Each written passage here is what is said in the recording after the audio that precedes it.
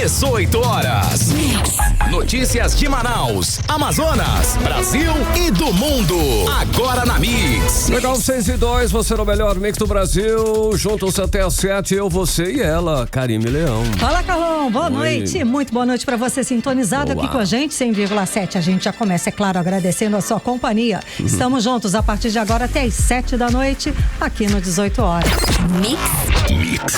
É claro, hein, sempre contando com a sua participação aqui no programa 18 horas, 994887592. É o nosso WhatsApp só pra você.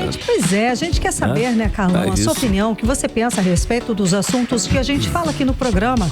Vale também a sua participação para você que nos acompanha ao vivo pela live do YouTube. Manda sua mensagem de texto. E não esquece de seguir a gente nas redes sociais, no @18horasnews. Notando 994887592. Mix. Aquele giro inicial no trânsito de Manaus, Karime. Vamos lá, vamos saber por onde anda o repórter André Meirelles. Boa noite, André.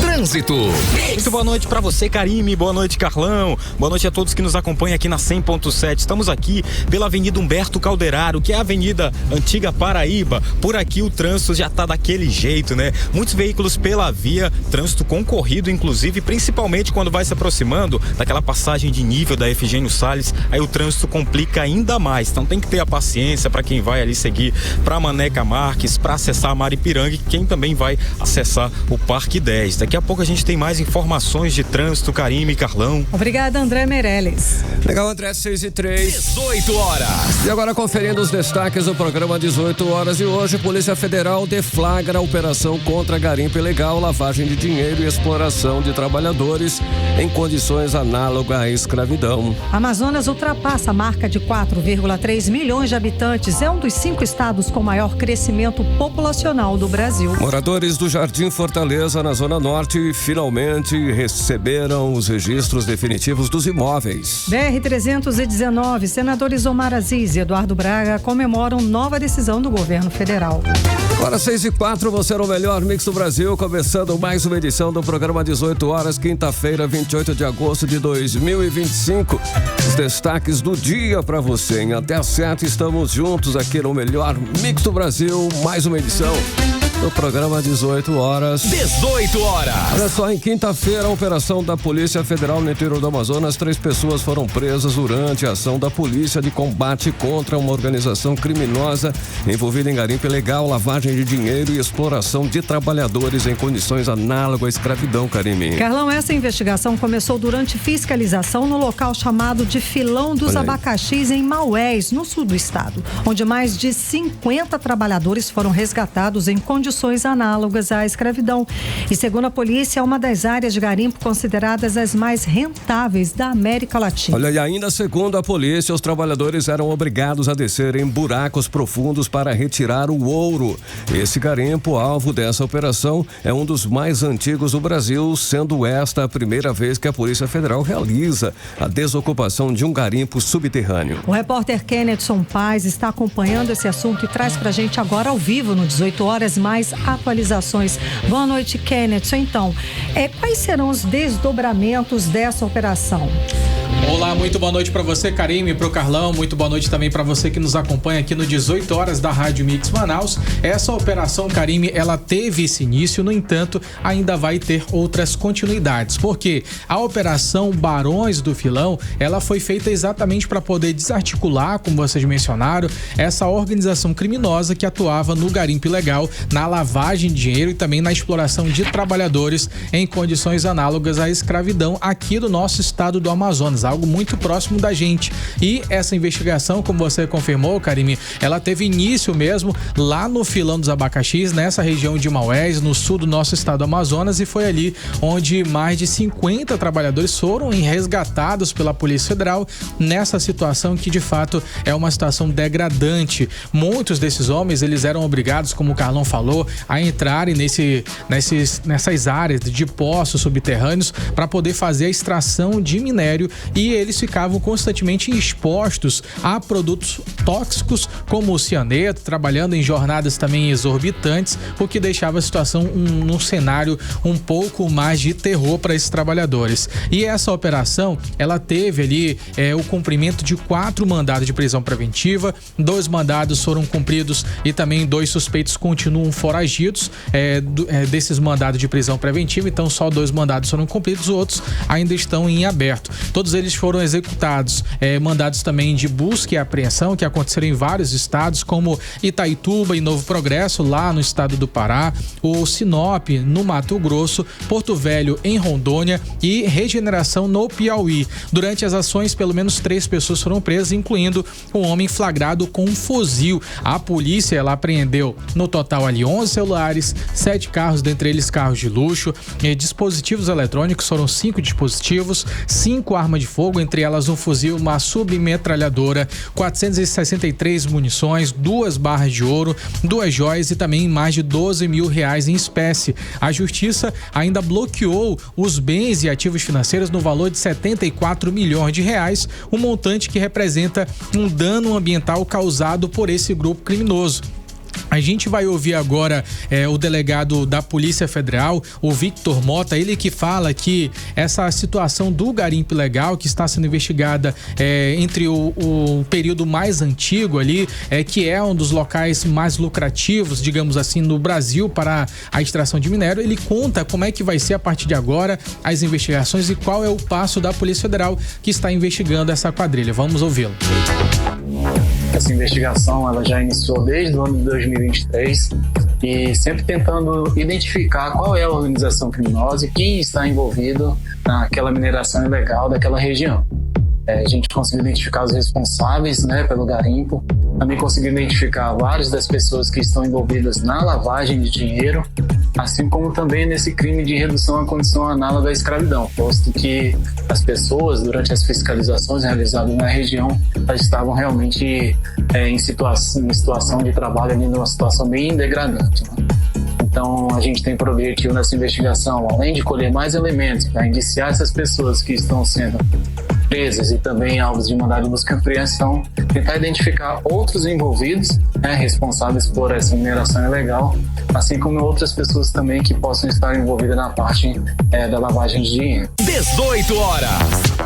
Além disso, segundo as informações da Polícia Federal, essa área onde era explorado o garimpo ilegal ali era administrado por um dono do filão, um homem conhecido como dono do filão, que ele arrendava esses poços subterrâneos para terceiros. E aí, esses poços, eles eram operados por trabalhadores aliciados, sem direitos e também expostos a riscos constantes. A Operação Barões do Filão, ela é um desdobramento da Operação Mineração Obscura, realizada em Maués. Mais de 70 trabalhadores foram encontrados nessa condição e por conta desse cenário em que os trabalhadores foram localizados pela Polícia Federal, a gente entrou em contato com o doutor em Sociologia, Luiz Nascimento, para a gente poder entender o ponto de vista da sociologia, o que leva essas pessoas a aceitarem esse tipo de condição. A gente vai ouvir agora os detalhes com o Luiz Nascimento, doutor em Sociologia. Vamos ouvi-lo. A gente tem no Amazonas 53% da população em condição de insegurança alimentar. É um conceito bonito para indicar fome. Mesmo que a gente tenha saído do mapa da fome, a gente tem uma parcela importante da população que não sabe se vai comer no dia seguinte. Além disso, você tem uma forte violência no campo que expulsa as pessoas da terra e que não tem condições de viver do próprio trabalho na terra. E por conta disso, eles acabam sendo capturados por promessas sedutoras que são oferecidas pela mineração, sobretudo a mineração ilegal, e pelo tráfico de drogas. Elas são capturadas, elas são sequestradas. De outro modo, revela também qual é o caráter da mineração, de modo geral e em especial da mineração ilegal, que é explorar até a última potência a vida e a saúde desses homens e mulheres já em condição de desigualdade, e eles vão para ali na esperança de bamburrar, de encontrar uma pepita milionária que tire eles daquela condição de miséria. Mas eles não vão ser realizados esses sonhos porque os capatazes não vão permitir que eles façam isso. 18 horas. Infelizmente, essa é a realidade, né, do povo que vive no interior do estado do Amazonas. Às vezes são obrigados a deixarem suas casas. O crime organizado tem tomado uma escalada cada vez maior no nosso estado do Amazonas e muitas pessoas acabam tendo a única oportunidade de tentar levar o sustento para suas famílias através dessa condição terrível e que deve ser combatida. Só para a gente finalizar, essa ação ela contou com o apoio do recente agora Centro de Cooperação Policial Internacional da Amazônia, ou seja, já está fazendo essas articulações entre 9 estados da Amazônia Legal e 9 países que dividem a nossa floresta amazônica. Beleza, ok. Ótimo, muito obrigada pelas informações, pela apuração, Kennethson Paz. 6:12, você no melhor mix do Brasil. 18 horas. Olha só, escuta essa, o Amazonas ultrapassou a marca de 4,3 milhões de habitantes. Olha aí, os dados foram divulgados hoje pelo IBGE. A nova estimativa aponta que o estado tem atualmente 4.321.616 pessoas. O resultado representa um crescimento de 0,94% em relação ao último levantamento.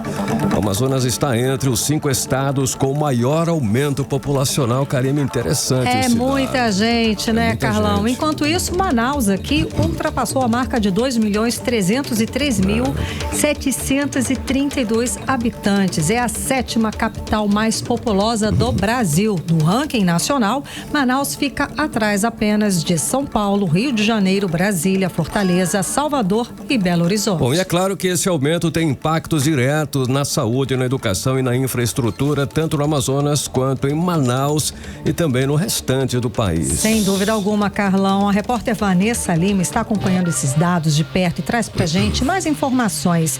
Então, Vanessa, quais as principais consequências para a população desse aumento significativo da população? Boa noite. Karime, Carlão e ouvintes, o Amazonas acaba de ultrapassar os 4,3 milhões de habitantes. Desde o último levantamento, a população passou de 4.281.000 para 4.321.000 amazonenses. Imaginem, em menos de um ano, o Amazonas ganhou mais de 40 mil novos habitantes e isso se reflete no dia a dia. Por exemplo, escolas com turmas maiores disputam professores e materiais. Postos de saúde correm para reforçar vacinas, remédios e equipes. Essas estimativas não são apenas números. Elas orientam políticas sociais, econômicas e demográficas e definem quanto cada município e estado vai receber em verbas federais. O chefe de disseminação de informações do IBGE, Adjalma Nogueira, comenta sobre o crescimento da população de Manaus e do Amazonas. O Amazonas apresenta um aumento populacional que o coloca como um dos 5 com maior crescimento no país. No contexto da região norte, o Amazonas tem a 2ª maior estimativa de aumento de população, ficando atrás apenas de Roraima. Sua taxa de crescimento também está acima da média nacional e da região norte. No cenário nacional, Manaus está na 5ª posição no ranking de aumento percentual da população entre as capitais. Algumas outras capitais tiveram taxas de crescimento ainda maiores que a de Manaus, enquanto outras registraram um decréscimo populacional. Enquanto isso, a contagem nacional ganha corpo e mostra que o Brasil inteiro já soma mais de 213 milhões de pessoas, um salto de 5,1% em relação ao censo de 2022. E se a curiosidade é saber onde moram mais brasileiros, São Paulo continua imbatível, com 46 milhões de pessoas, seguido por Minas Gerais e Rio de Janeiro. Aqui no Amazonas, onde boa parte da população vive em vilas isoladas, nós não podemos ignorar os desafios. A pressão sobre o meio ambiente aumenta e a expansão exige um planejamento urbano rigoroso para evitar ocupações desordenadas. O verdadeiro ganho será conseguir aplicar com sabedoria cada centavo repassado pelo governo, garantindo que esse crescimento se transforme em mais qualidade de vida para todos. Volto com vocês. Muito obrigada pelas informações, Vanessa Lima. 18 horas. Olha só, hein? Escuta esse crime bárbaro que chocou Manaus nesta quinta-feira. Uma criança de 5 anos foi morta pela própria mãe e pela madrasta, Karime. Um assassinato bárbaro, Carlão. Segundo a polícia, a criança foi agredida fisicamente e enforcada. O repórter André Meirelles está acompanhando esse caso e traz agora ao vivo os detalhes a respeito desse assunto. Boa noite, André. As duas, né, a mãe e a madrasta, chegaram a levar essa criança ainda para o hospital, é isso? Boa noite, André. É exatamente isso, Karime, Carlão, boa noite para vocês, aos ouvintes. Foi lá que deu entrada no pronto-socorro Joãozinho, na zona leste da capital amazonense, já sem vida, né? A pequena Rafaele Ramires Lima. A polícia informou que a mãe da menina, a Rafaela Coelho Ramires, de 22 anos, e a companheira dela, a Vitória Coelho Dutra, de 25, levaram a criança até a unidade de saúde. Elas contaram aos médicos que a filha teria caído no banheiro e bateu a cabeça. Mas os médicos, o médico, na verdade, que atendeu a menina, logo desconfiou. No corpo da criança, hematomas pelo rosto, pescoço, tórax e escoriações antigas que mostravam o histórico de violência. A polícia foi acionada imediatamente, né? A criança chegou ali no hospital sem vida. O laudo médico apontou as lesões incompatíveis com a versão da mãe e que ficou claro que não foi uma queda acidental, mas um caso de agressão grave, como explica agora pra gente o delegado titular da DHS, que é a Delegacia Especializada em Homicídios e Sequestros, o delegado Ricardo Cunha. A equipe da DHS já foi acionada. Inicialmente aí tratava-se de um acidente dentro de uma residência. Entretanto, os policiais identificaram indícios ali contundentes de que as versões apresentadas pela mãe e pela madrasta não se sustentavam. O que é mais chocante e o que é muito mais grave é que ele foi praticado pelas pessoas que têm um dever de cuidado e proteção. E a sua mãe e a companheira da sua mãe. Estamos tristes e felizes ao mesmo tempo. Tristes pelo fato, não conseguiremos, infelizmente, trazer a vida dessa criança de volta, mas estamos felizes também por levar um pouco de justiça para que essas pessoas sejam responsabilizados pelos seus atos gravíssimos. 18 horas. Tá, então, ouvimos a fala do delegado titular da DHS, Delegacia de Homicídios, o delegado Ricardo Cunha, afirmando aí que no exame de necropsia foi confirmada a causa da morte, que foi choque hemorrágico, lesões no fígado e no rim, trauma abdominal, ação contundente, maus tratos e até asfixia, né? Um crime aí violento contra uma criança indefesa. E mesmo com todas as provas, a mãe e a madrasta negaram o crime. Elas disseram que Rafaele teria sofrido uma queda ali no local dias antes e de novo no banheiro. A primeira queda seria de bicicleta e a segunda no banheiro, mas essa versão foi descartada. Já havia denúncias, na verdade, contra elas. A criança era acompanhada pelo Conselho Tutelar e pela Delegacia de Proteção à Criança, mas infelizmente, mesmo com esses alertas, com essas denúncias, com esses boletins que eram feitos, a menina acabou sendo vítima desse crime bárbaro, como explica aí pra gente agora o delegado adjunto da DHS, Fernando Damasceno, que falou que Rafaela e Vitória já foram presas, inclusive em flagrante, e vão responder pelos crimes de maus tratos com resultado morte, tortura e omissão de socorro.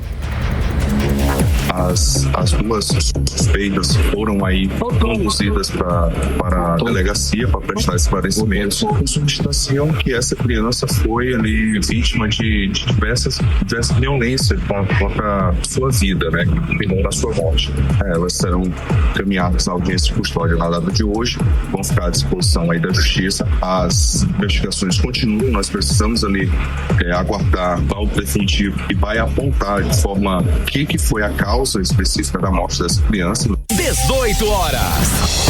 Vamos lá, Karime, Carlão, a gente conferiu a fala do delegado adjunto da DHS, né, que é o Fernando Damasceno. Essa fala foi bem cedo, foi logo no início, mas agora pela tarde já foi confirmada aí toda essa situação pelo laudo médico, as causas da morte, que foi choque hemorrágico, lesões no fígado e no rim, trauma abdominal, ação contundente, maus tratos e asfixia. É como se uma população revoltada pegasse aí um bandido, um criminoso cometendo um crime, a população dessa aquela surra, né, como fala, é como se a criança tivesse sofrido isso, ou seja, uma criança indefesa de como se a criança 5 anos tivesse morrido linchada, né, de pancada. É exatamente isso, Karime, Carlão, um crime bárbaro aí que chocou até mesmo os policiais, investigadores que estão acostumados a todos. Na realidade, ela foi linchada. Ela foi linchada.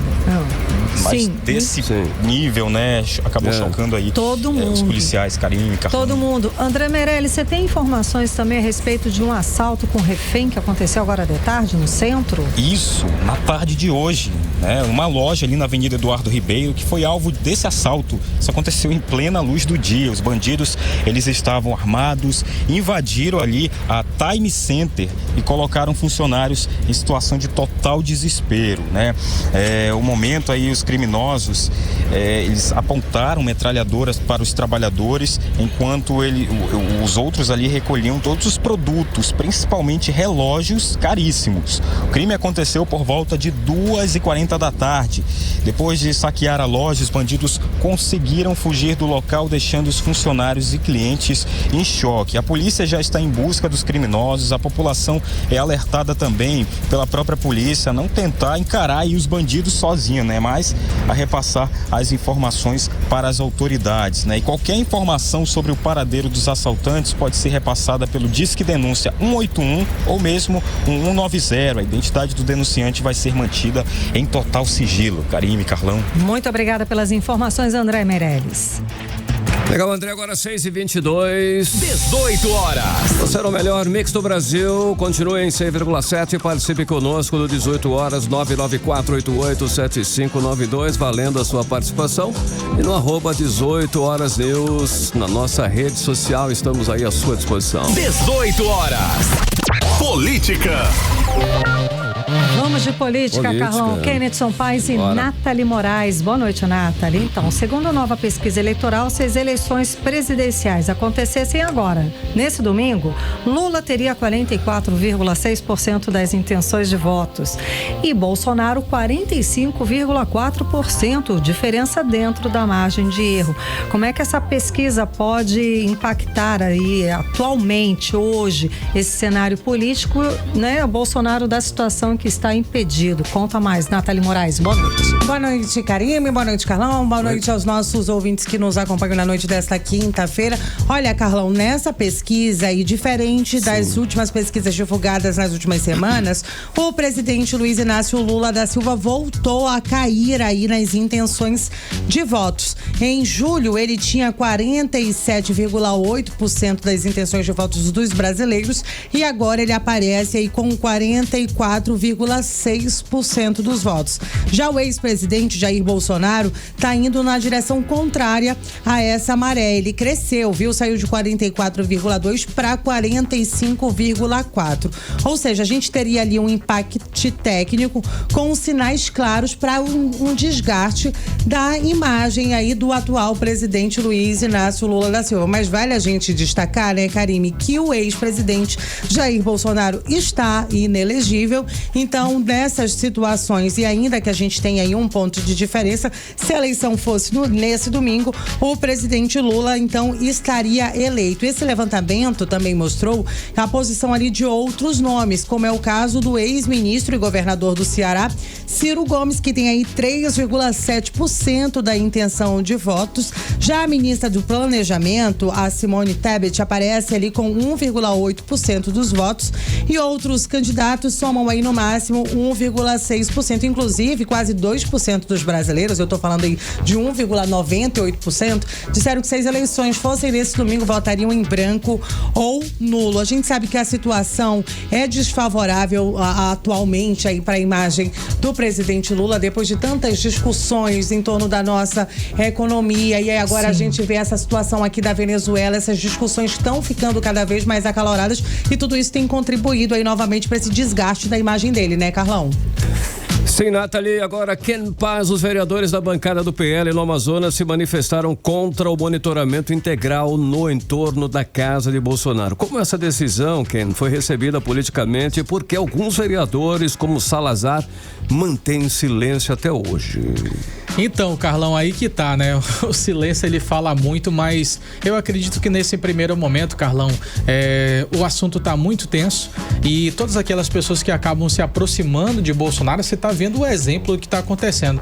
As pessoas que continuam ainda se mantendo, levantando a bandeira de Jair Bolsonaro, acabam sendo criticadas, acabam perdendo um pouco mais de apoio eleitoral. Inclusive, a gente tem aqui dados que são interessantes também da pesquisa Genial Quest, Carlão. 58% das intenções de votos de pessoas que afirmaram para a pesquisa Quest, elas disseram que 58% são contra a candidatura de Lula. E olha só um outro detalhe também, 65% acham que o Bolsonaro deveria desistir e apoiar outro nome. E nesse momento, quando as pessoas acabam apoiando o Bolsonaro, elas também são impactadas com isso. A gente vê exemplo do Nicolas Ferreira e de vários outros nomes, até mesmo o próprio Tarcísio de Freitas, que vai ser possivelmente ali o candidato da centro-direita para a presidência. Ele se descolou um pouquinho mais de Bolsonaro para poder ter esse respiro e continuar tentando pensar nas eleições de 2026. Aqui em Manaus a gente diz acaba se queimando, né? É verdade. É bem isso, né? Eu gostaria de completar a sua frase. Você falou que o silêncio fala muito, mas não compromete, né? Então,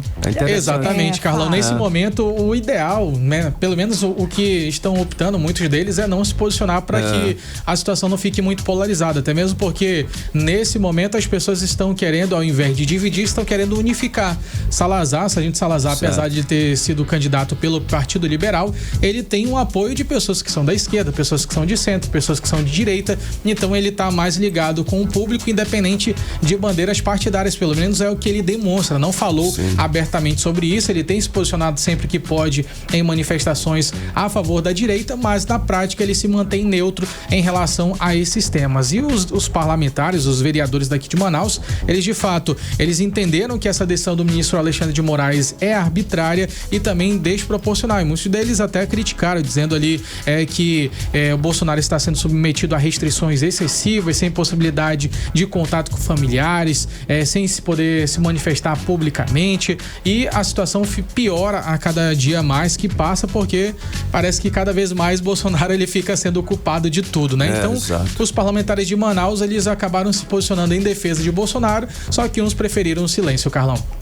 Fato estratégico esse silêncio mesmo. Nathalie Moraes, o Tribunal de Contas da União rejeitou o pedido de anulação da licença prévia da BR-319. Isso quer dizer que voltamos a comemorar? Podemos sonhar novamente? Senadores Omar Aziz e Eduardo Braga, inclusive, comemoraram essa decisão, não é isso? Sim, Karine, amém, né? Amém. A gente pode dizer vamos sonhar assim, de novo, né, Carlão? Uma notícia boa, um respiro, a gente pode dizer assim, o que acontece? O que aconteceu? Essa decisão do Tribunal de Contas da União realmente ganha um destaque, porque a gente estava meio que desacreditado, afinal de contas, derruba, não derruba, vai pavimentar, não vai pavimentar o trecho do meio, e a gente sabe, essa tentativa de anular essa licença prévia que foi concedida em 2022 não é de hoje, e aí agora com essa derrubada, com essa decisão, reconhecendo o peso estratégico e a importância da nossa rodovia, é claro que traz um respiro pra gente,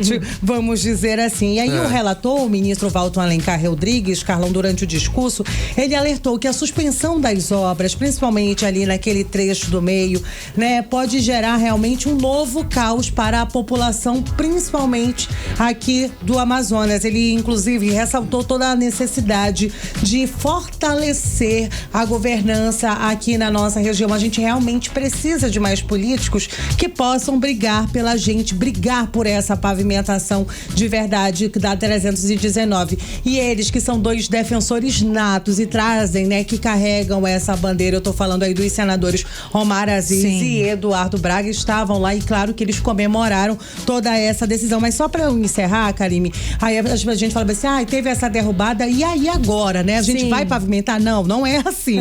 O Departamento Nacional de Infraestrutura pode seguir ainda agora, né, com os estudos próximos, passos para o licenciamento ambiental da 319, em especial ali do trecho do meio. A obra ainda não pode começar imediatamente, porque além da licença prévia, o DENIT precisa ter a licença de instalação. E aí tem algumas questões ambientais que continuam abertas, né? No tribunal aí de contas da União. E politicamente a gente sabe que algumas decisões ainda precisam ser tomadas, mas é claro que essa derrubada fortalece aí essa briga, e eu tenho certeza que os nossos senadores Omar Aziz e Eduardo Braga continuam com a faca nos dentes para essa briga. E a gente torcendo aqui, né, Carlão? Beleza. Quem na Assembleia Legislativa concedeu a medalha Rui Araújo, a mais alta honraria da casa, ao ministro do Superior Tribunal de Justiça, que é o Mauro Campbell. Na ocasião, o ministro destacou a importância da representatividade política do Amazonas e criticou a sensação de exclusão vivida por juristas da região norte. Qual é o peso político dessa homenagem, Ken?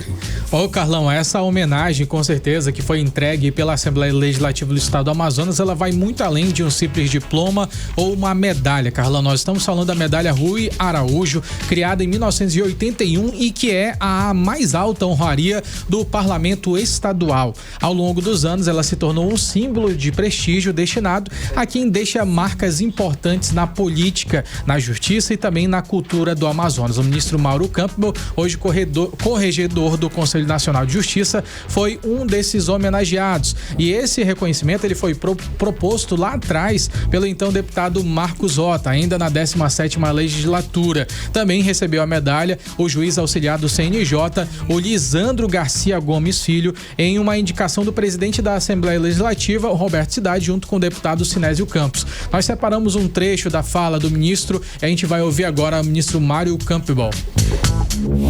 Naturalmente, nós temos um grave defeito, que é nos apequenarmos no Amazonas, no Acre, acharmos que somos sub-raça, que não somos brasileiros. E isto é que angaria, se não o desprezo, perdoe o peso da palavra, mas a desconsideração das autoridades do poder central para com a nossa terra. E aí, aventureiros ou interesseiros passem a dar aulas sobre o que é o Amazonas, sobre as necessidades do povo amazonense. 18 horas. As palavras do ministro Mauro Campbell, ele que destacou aí a falta de posicionamento atualmente em relação a políticos e várias outras pessoas influentes da região amazônica para que falem mais da nossa região, defendam mais. Isso a gente tem visto atualmente na bancada do Estado do Amazonas, só que o ministro, ele voltou a citar isso daí para que a gente se posicione ainda mais, para que não venham influenciadores e, como ele mesmo disse, interesseiros da Amazônia, para que fiquem falando, aventureiros, para que fiquem ditando regras de como é viver na Amazônia, que eles apenas veem através do Google e nem acreditam que tem população aqui no nosso estado, né? É fato, essa é uma realidade triste. Muitíssimo obrigada, Kennethson Paes e Nathalie Moraes. 6h33. 18 horas. Olha só, Karime Maués ganha nesta sexta-feira uma nova unidade do Serviço Nacional de Aprendizagem Comercial e o centro recebe um nome que carrega história, luta e memória, Tarsila Prado de Negreiros Mendes. Exato, Carlão, uma homenagem justa e necessária. Tarsila foi esposa do governador amazoniano Mendes, mas muito além disso, foi uma mulher de fibra, advogada, juíza do trabalho, presidente da Legião Brasileira de Assistência. E nos anos duros da ditadura militar, Tarsila se destacou como líder estudantil e combativa, defendendo justiça, democracia e um futuro melhor para o Amazonas. Mãe de Armando Mendes, Lívia Mendes e Cristina Mendes, Tarsila deixou um legado de coragem e participação política que ainda ecoa. A inauguração do Senac em Maués, ao meio-dia, é mais um ato simbólico. É a manutenção viva da memória de uma mulher que fez história. 6h34, você era o melhor mix do Brasil. 18 horas. E daqui a pouco aqui no 18 horas, moradores do Jardim Fortaleza, na Zona Norte, finalmente receberam os registros definitivos dos imóveis. É o nosso assunto em instantes. Aquele giro 6h34 pelo trânsito, Karime. Vamos lá, vamos saber por onde anda o repórter André Meirelles. André, boa noite, como é que está? Volta para casa. Trânsito. Muito boa noite, Karime, Carlão, aos ouvintes que nos acompanham agora pela Zona Leste de Manaus, Avenida Altaz Mirim, com uma penetração. O trânsito segue bastante concorrido, com grande movimento de veículos na via. A retenção é provocada pelo sinal semafórico, mas não há registros de acidentes ou outras ocorrências no trecho. Volto com vocês. Obrigada pelas informações, André Meirelles. Legal, André, 6h35. 18 horas. E agora vamos de previsão do tempo, em tempo e temperatura, e é com ela, Vanessa Lima. Previsão do tempo.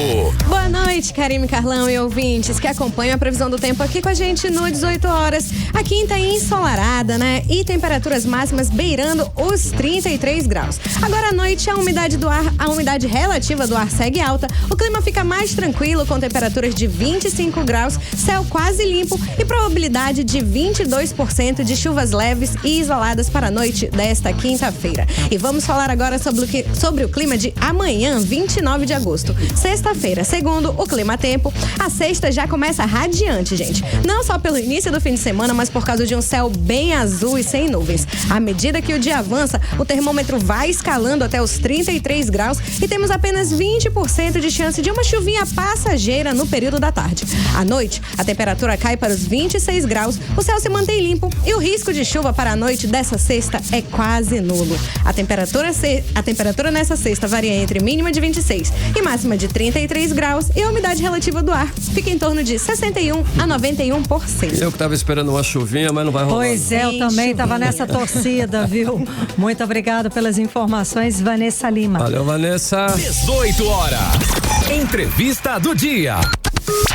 E na entrevista de hoje vamos conversar com o cantor Alex Gonzaga, considerado uma referência no gospel brasileiro. Boa noite, seja bem-vindo ao 18 horas, tudo bem? Que prazer estar aqui, muito boa noite, tudo bem?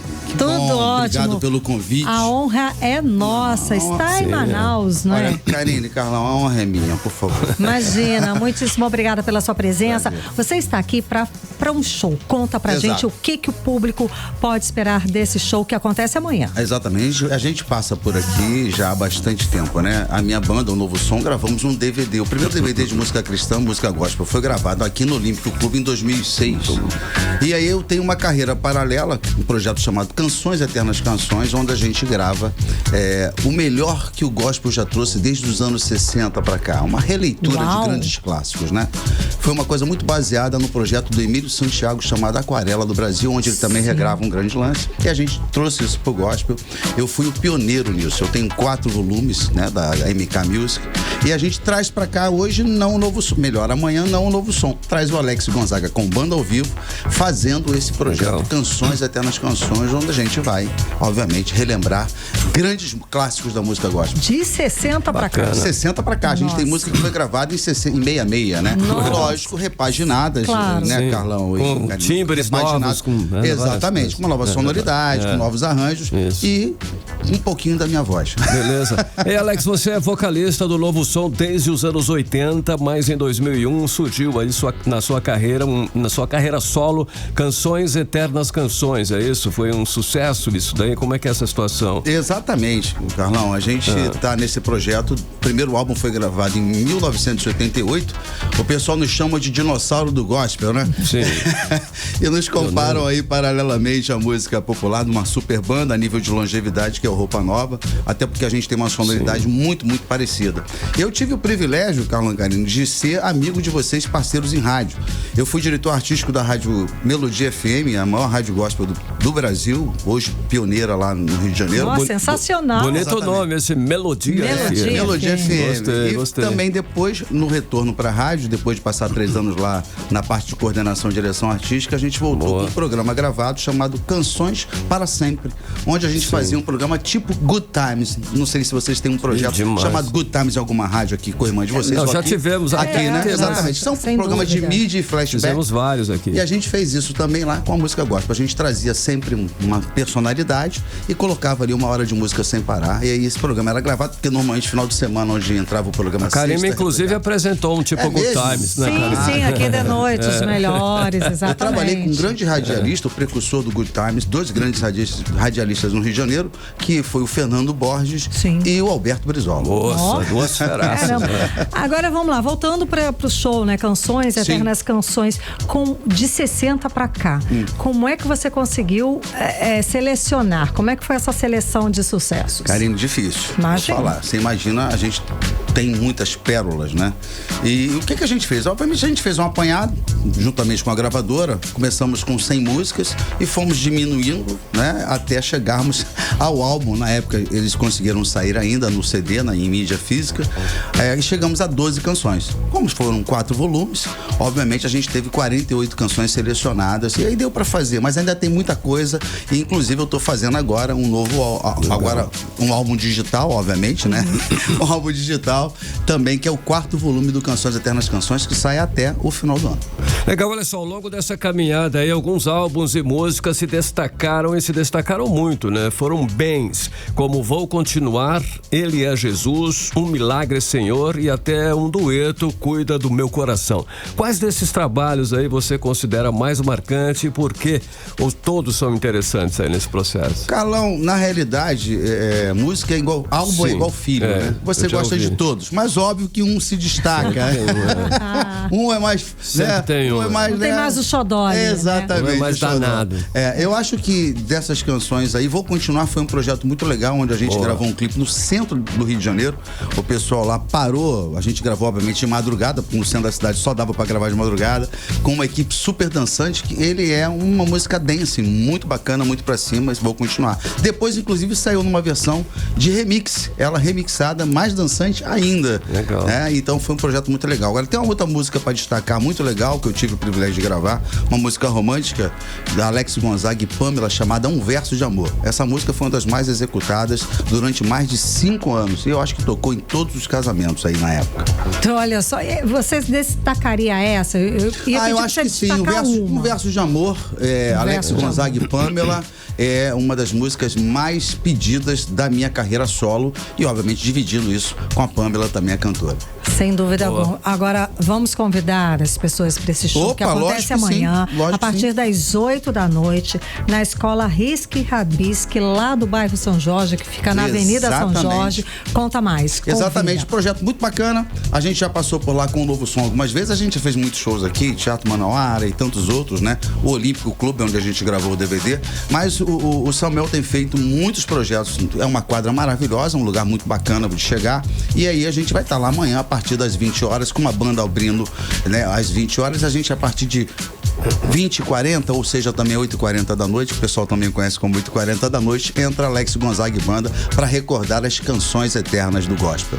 Maravilha, muitíssimo obrigada. Obrigado. Poxa, sensacional, né? Uma curiosidade, cantor, você passeia pela música, digamos, MPB, ou sempre você foi gospel? Não, então, desde os meus 6 anos eu sou cristão, sou da Primeira Igreja Batista do Recreio, dos Bandeirantes no Rio de Janeiro, e aí, obviamente, a gente cresceu ouvindo as pérolas do MPB, né? De rock internacional. A gente não tem nenhum tipo de preconceito quanto a isso. Discriminação. E a gente bebeu um pouquinho dessa água para trazer um pouquinho de qualidade pro gospel, porque a gente precisa. Beleza. MPB, qual uma? Seleciona uma. Eu gosto muito de, hoje, na época, eu gosto muito de Djavan. Djavan, né? Show de bola. E a partir de hoje, um amigo do Djavan em voz e qualidade, que é o Jorge Vecilo.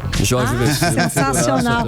Muitíssimo obrigada pela sua presença, conversando com a gente hoje aqui. Eu que agradeço você, Karine e Carlão, aí, a gentileza de abrir essa super rádio. Um beijo no coração dos ouvintes de vocês. Que Papai do Céu abençoe a vida e a família de todos. Amém. E amanhã a gente se encontra amanhã, lá. a partir das 8 da noite, lá na escola Risque Rabisque do São Jorge, que fica na Avenida São Jorge. Fácil de encontrar. Sucesso. Valeu, beijo. Alex. Fica com Deus. Tchau, tchau. Boa noite. Conversamos com o cantor Alex Gonzaga. 6h44. 18 horas. Olha só, hein? Depois de anos de espera, moradores do Jardim Fortaleza, da Zona Norte, finalmente receberam os registros definitivos dos imóveis, Karine. Graças a Deus, hein, Carlão? Foram entregues 100 registros de imóveis para os moradores lá da comunidade. O loteamento começou a ser ocupado, gente, lá pelos anos 2000. O repórter Kenneth Paz acompanhou a ação e traz os detalhes pra gente agora. Boa noite, Kenneth. Então, muita gente lá vivia na incerteza, né? É muito ruim você morar num lugar e saber que a qualquer hora pode ser despejado, alguma coisa pode acontecer. Eles viviam desde 2000 por aí, nessa incerteza. Agora está tudo tranquilo, né? Boa notícia para quem mora por lá.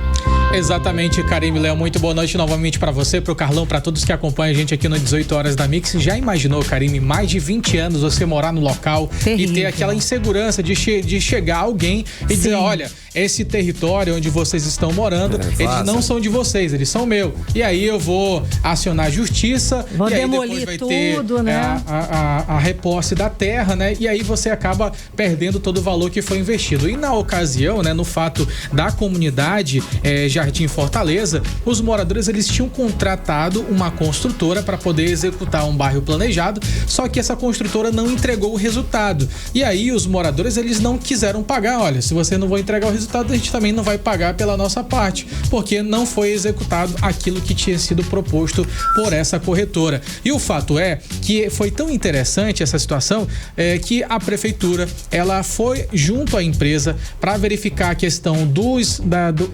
moradores daquela região que estavam com débitos atrasados, e após ele identificar esses moradores, o que aconteceu é que a prefeitura regularizou essa situação e a prefeitura pagou aqueles débitos atrasados, e com isso, além de eles terem os débitos atrasados totalmente quitados, né? Eles também receberam agora, pelo menos 100 famílias receberam o título definitivo das suas residências. A gente vai ouvir agora o Jesus Alves, ele que é secretário de Habitação Municipal, e conta pra gente como é que vai funcionar nessa primeira parte. São 100 famílias, só que vem mais pela frente. Vamos ouvi-lo.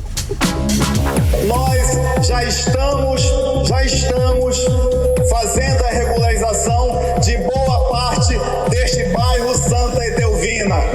E eu quero me comprometer com vocês, em nome do Davi Almeida, que só iremos parar quando regularizarmos, Elan, todo esse bairro querido para Manaus, que é Santa Etelvina.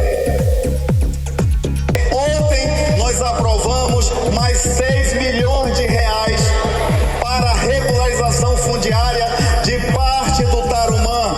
Então daqui a cerca de 30, 40 dias nós estaremos também no Tarumã, e daqui a mais uns 60, 90 estaremos lá fazendo isso, reunindo para entregar registro de imóveis. 18 horas. Além dessa área lá do bairro Santa Etelvina, onde mais de 200 famílias vão receber esse título definitivo, gente, nesse total ali para a área do Santa Etelvina, também foi mencionado novidades em relação à área da Zona Sul. O pessoal que mora ali no Morro da Liberdade, Karime, eles vão receber também o título definitivo. Foi o que adiantou já o secretário Jesus Alves. Vamos ouvi-lo novamente. Nós estaremos no Morro da Liberdade entregando cerca de 900 registros de imóveis para aqueles que aguardavam há mais de 128 anos. 18 horas.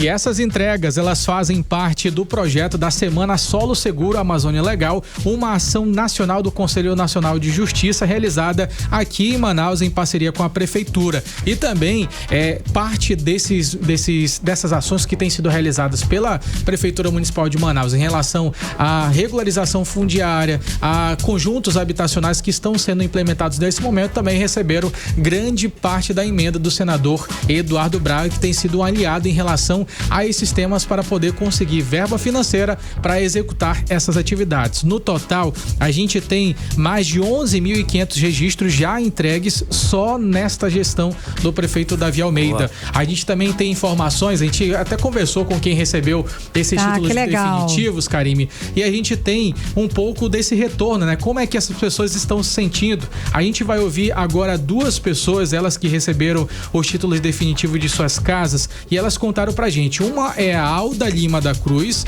e o outro é o Ailton Júnior. Vamos ouvir agora o Ailton Júnior, ele que é autônomo. Bom, pra mim é um motivo de muita alegria, né? Tá recebendo esse documento hoje, não só pra mim, mas para os meus vizinhos, né? Que por muito tempo esperamos por esse documento e somente agora na gestão do prefeito Davi Almeida, né? Nós seguimos e somente gratidão, cara. 18 horas. E teve uma pessoa também que falou com um sorrisão bem largo, Karime, que foi a dona Alda Lima da Cruz, ela que é aposentada e teve a felicidade de receber o título nas mãos. Vamos ouvi-la. É muita alegria, só alegria. Muitos anos nós estamos esperando até que chegou o dia, chegou a hora. Estou muito feliz, muito, muito mesmo. Muito obrigado. 18 horas. E a expectativa, como o próprio secretário já mencionou, é que toda a comunidade receba aos poucos essa segurança de ter a moradia finalmente legalizada. Nossa, que maravilha. Muitíssimo obrigada, Kenneth São Paz. 18 horas. Economia. Olha só, conferindo os indicadores econômicos de hoje, o dólar fechou em queda de 0,19%, cotado em R$5,40. O euro fechou em alta de 0,23% aos R$6,31. E o Bitcoin fechou em queda de 0,19% aos R$606.030. O Bovespa fechou em alta de 1,32% aos 141.049 pontos. E o Brasil e China terão a partir de sábado agora uma rota de comércio pela região norte do país. A rota liga o Porto de Santana, no Amapá, ao de Suhai, na China. Segundo o ministro da Integração e do Desenvolvimento Regional, Valdez Goss, a nova rota diminuirá custos e tempo de viagens dos produtos brasileiros até o país asiático. 6h50 agora, hein? 18 horas. Olha só, Karime Leão e ouvintes, o Conselho Administrativo de Administração da Suframa aprovou hoje 56 novos projetos industriais e serviços agropecuários. Isso aí, Carlão. No total, 34 são de implementação, ou seja, novos empreendimentos que vão chegar aqui na região. Os investimentos somam mais de 1,2 bilhão de reais e prometem criar mais de 2.000 empregos diretos. A repórter Vanessa Lima tem mais detalhes. Boa noite, Vanessa. Boa noite, Karime, Carlão e ouvintes. Na manhã da última quarta-feira, o Conselho de Administração da Suframa se reuniu por videoconferência e aprovou 56 projetos industriais, de serviços e agropecuários, dando um fôlego importante à economia local. Mais de 60% das propostas aprovadas na reunião, ao todo 34 delas, são de novas empresas que nunca haviam investido na região. A reunião foi conduzida pelo secretário executivo do Ministério do Desenvolvimento da Indústria, Comércio e Serviços, Márcio Rosa, com representantes do governo e entidades de classe. O secretário comemorou o momento positivo do país com novos investimentos e trabalhos gerados. São 2.153 novos postos de trabalho gerados, mais de 42 milhões de investimentos em P&D e investimentos futuros projetados de 888 milhões de reais, que mostra a grandeza, a relevância, a importância da atuação da Suframa e de todos os que investem na Zona Franca.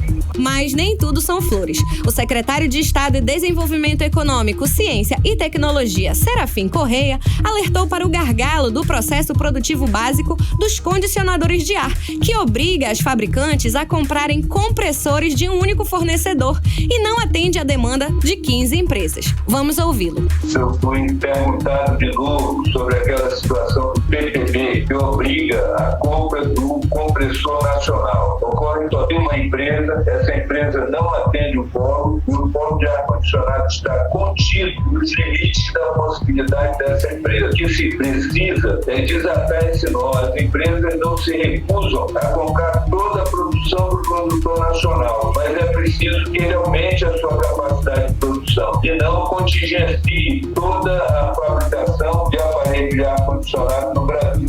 Por fim, os conselheiros autorizaram a doação de 2 terrenos à Secretaria de Patrimônio da União para regularizar fundiariamente as comunidades Coliseu e Novo Canaã, garantindo segurança jurídica a centenas de famílias. E assim, com um aval para dezenas de novos investimentos, o Distrito Industrial e o Campo Amazônico ganham um impulso importante, centenas de vagas, cadeias produtivas fortalecidas e esperança de expansão. Volto com vocês. Muitíssimo obrigada, Vanessa Lima. 18 horas. 18 horas. Esporte.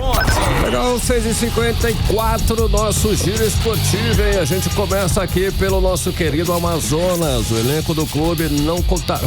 Começamos pelo Amazonas aqui, mas é o Amazonas. E o elenco do clube não contará mais com o atacante Vinícius Belotti.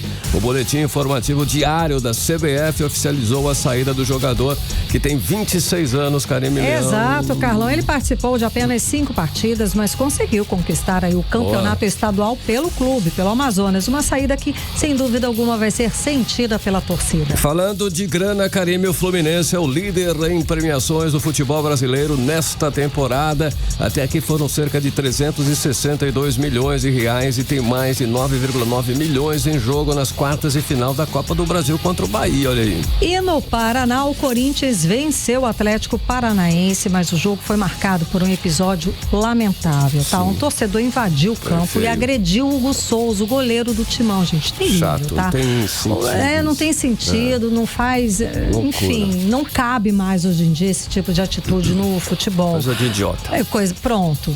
O jogador manteve a calma, foi super elegante, tranquilo, mas ele cobrou que as autoridades não deixem o caso passar impune. É preciso saber quem foi, é preciso, enfim, punir esse torcedor.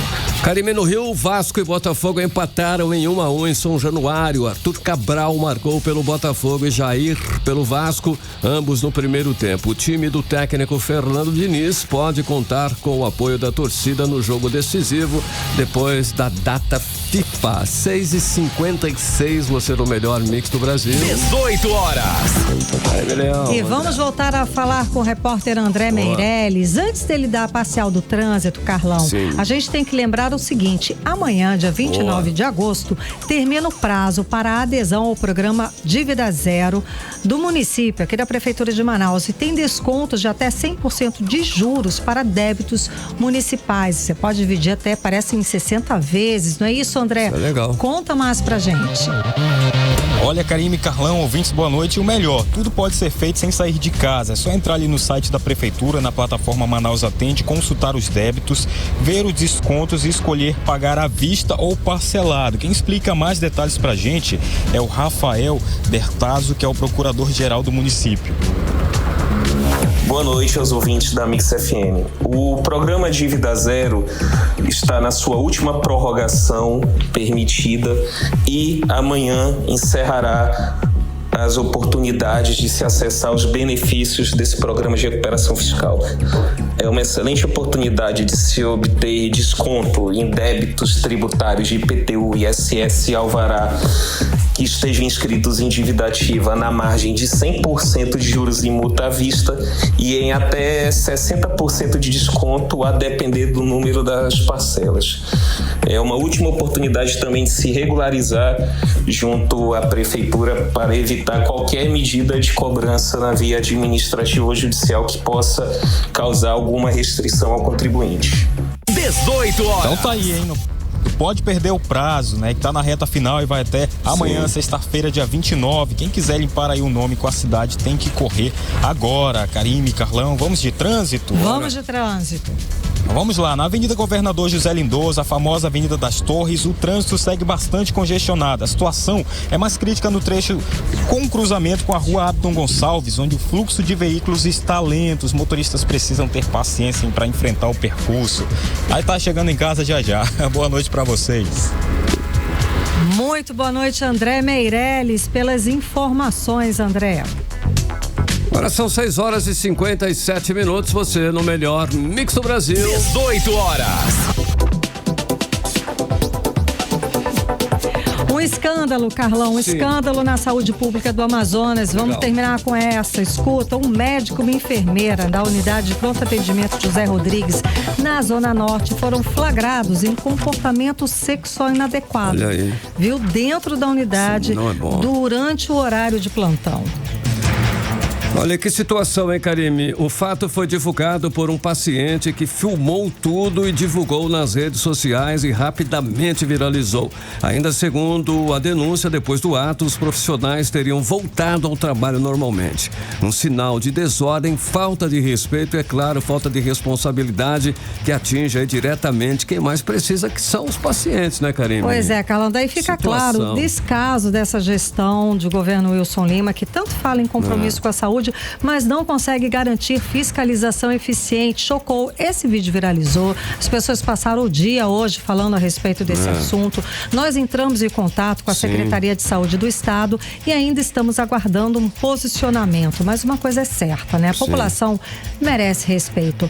Além de toda a situação precária que a população enfrenta na saúde pública do Estado do Amazonas, ainda tem que se deparar com cenas, com situações deploráveis, vexatórias. Exatamente, né, Carlão? Não dá. 6h59, você no melhor mix do Brasil. 18 horas. Seguimos direto para o editorial 18 horas. Editorial 18 horas. Olha, não pode passar despercebida pelas lideranças políticas e empresariais do Amazonas a drástica queda na geração de emprego em junho. A criação de vagas de emprego formais no Amazonas em julho caiu 78,22% na comparação com julho de 2024. Os números são do Ministério do Trabalho e Emprego, com dados do Cadastro Geral de Empregados e Desempregados, que é o CAGED. A economia do estado criou 1.011 vagas em julho deste ano. No mesmo mês do ano passado, foram 4.644 vagas. O relatório de julho desse ano é o pior resultado mensal para o mês nos últimos 5 anos. Os números do CAGED entram em choque com os recentes anúncios oficiais de investimentos e crescimento da indústria no Amazonas. Os números oficiais mostram que o setor industrial foi o que mais contribuiu para a queda na geração de emprego no estado. A indústria teve um salto negativo de 764 vagas em julho. Ainda assim, o setor foi o que acumulou o maior estoque mensal de empregos no estado, com 143.127 vagas. 18 horas. 7 em ponto. Boa noite, um beijo, até amanhã. Amanhã. Você ouviu 18 horas. As notícias do Brasil e do mundo. De volta amanhã.